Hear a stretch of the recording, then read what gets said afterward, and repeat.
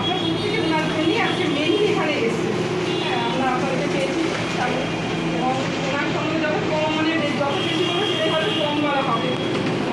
আরেকটা ব্যাপার সেটা হচ্ছে আপনাদের কাছে এটাই আমাদের মানে এক্সপেকটেশন আর কি, যে উনি যে আজকে কলকাতার বেলভিউ হসপিটাল থেকে আমাদের এখানে মালদা শহরে এসেছেন, আমাদের এলএসি ডায়াগনোস্টিক্সে আমাদের আনন্দ মানে আমাদের এলএসি আনন্দ আমাদের প্রত্যেক মালদা হসপিটাল নিয়ে যেটা গল্প এবং আমরা কখনোই চাইব না যে ওনাকে আমরা হারাই।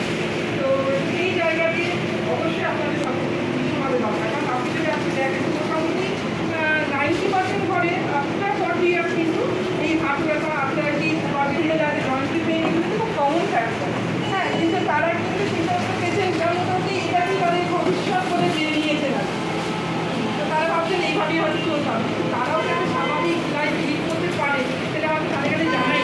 অনেকেই মনে করছেন রিপ্লেসমেন্ট মানেই হয়তো সেটা হয়তো সাকসেসফুল হবে, কিন্তু এটা কিন্তু একটা ভ্রান্ত ধারণা। আর সবার মধ্যে সেই ভ্রান্ত ধারণা আমাদেরকে নিজে নিজে ঠিক করতে হবে যে না হয় এই জায়গাটা থেকে রিকভারি হয়, সেই জায়গাটা থেকে যখন আমরা নিজেরা বেরিয়ে আসতে পারবো